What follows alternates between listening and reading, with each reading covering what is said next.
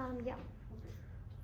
So, good morning. My name is Fabiola Trevino, and today I will be talking about why deficit and restrictive diets don't work. So, first, I wanted to be very clear about the fact that I'm not an expert on the topic and I'm not studying nutrition nor health.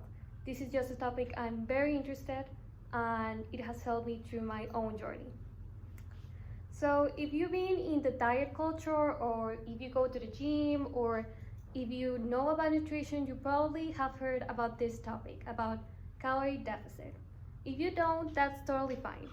Basically, calorie deficit is lowering your calorie intake that you consume daily by food. And people usually do it like 500 calories or 200 calories, depending, of course. And so first we need to know what is a calorie. A calorie is basically the basic unit of energy. And for us, basic adult average is to consume 2,000 calories daily. Of course, this depends about a lot of factors like our age, our height, our gender, and much more. So if you want to know more about how many calories you can take a day, you need to go to the nutritionist or you can do a calorie calculator. But keeping up with the topic. So there's a lot of diets nowadays about calorie deficit.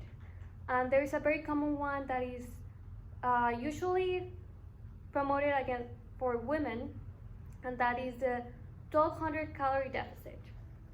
And just to be clear, 1200 calories is far from enough for a daily intake.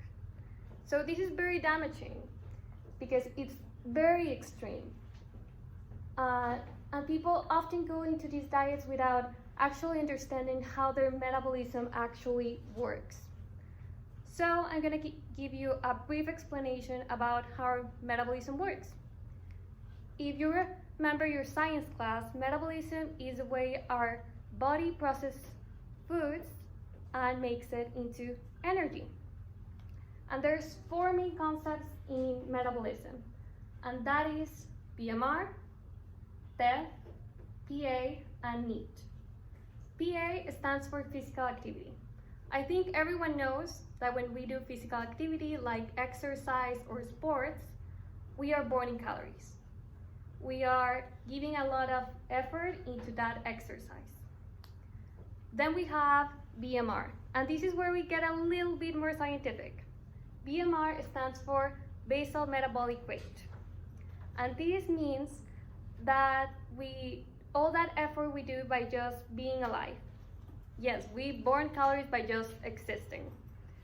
By breathing, by blood circulation, and by sleeping, we are burning calories. Of course, it's not as much as we do with physical activity, but still, by just being alive and you sitting down, you are doing basal metabolic rate. And also we have NEAT, and this is non-exercise active thermogenesis. I know this concept may sound a bit intimidating at first, but it's very simple. It's just the energy you take when you're not doing exercise, but you're still active. So it's by any type of movement, even the small ones. So when you are walking around your house or you're brushing your teeth, that is NEAT. I'm doing NEAT just by standing right here, moving my arms and talking. I am burning calories. And then we have the last one, that is TEF. That means thermic effect of food. So that's just basically the energy our body takes to digest food. So now that we know how our metabolism works in a very basic level, we can say how calorie deficit may affect our metabolism. So by reducing our calorie intake, we're not giving enough energy to our body. So we think that by doing a calorie deficit, we are kind of forcing our body to get this energy from fat. And that is how we lose weight. But by doing a very high calorie deficit, like maybe 500, we are reducing our BMR. So our basal metabolic rate is lowering. So we're losing less calories. We're consuming less, but we're also burning less. And then we're also reducing our theft, because if we are starving ourselves, if we're eating less, then we're not doing as much thermic effect of food. And then we have also, as I said, our NEAT and our PA. So our bodies are machines. They're so intelligent. So they adapt. If you start eating less calories for, let's say, 2 weeks, your body is already adapting to that. So if you're eating less calories, your body will eventually need less calories. So you will be burning less calories when doing exercise or moving that you usually do. So by now you should be thinking, well, it's not a very good idea to do a calorie deficit. It's not a good idea to do a diet. But what can I do in that case if I want to go through a fat loss journey? Well, I have some tips for you. First, and I want to mention this one first because I think it's very important for all university students, and that is get a good night's sleep. Sleep deprivation is very damaging to our bodies because it increases the risk of obesity and developing type 2 diabetes. Because by sleep deprivation, and a lot of research have been proving that when we do sleep deprivation, we are increasing our sugar levels and we are decreasing our insulin resistance. So that's why we are at more risk of developing type 2 diabetes. And also, we increase our hunger hormone, and we decrease our fullness hormone. So we eat more, and that's why we have the popular midnight cravings if we're not sleeping.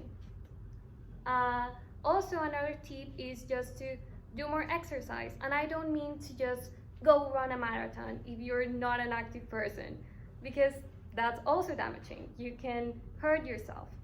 But just by moving, you're already doing a big change. So my tip is to get to know yourself, get to know more exercise and sports, and find what is actually enjoyable for you, because when you enjoy it, there's a higher chance of you to develop a habit instead of just doing it for a day or two or for a week. And another one is having a balanced diet. I think everyone knows this, but you need to eat protein, fiber, and omegas and carbs. Yes, carbs are good, and greens, of course, they're good, but I don't mean to lower your calories, but to actually eat things that you know that are healthy for you. And another one is to drink more water. Everyone, I think, knows that they need to drink more water, but actually this also, one of the good qualities of water is that it impulses our metabolic rhythm, and it actually can improve our thermic effect of food if we drink cold water more often. And also to avoid sugary drinks. I know that a lot of people are obsessed with sugary drinks. I myself drank sodas like twice a day, but then I started to doing something, that is to don't drink sodas for Monday to Friday, and then drink on the weekends and in special occasions. But then my body got so used to not drinking on the weekdays that I didn't crave it on weekends, and I eventually stopped drinking at all. So to conclude, I just wanted to say also that calorie deficit is a good strategy if you do it in a reduced way. So doctors and nutritionists often say that if you're gonna do a calorie deficit, do it at 10%.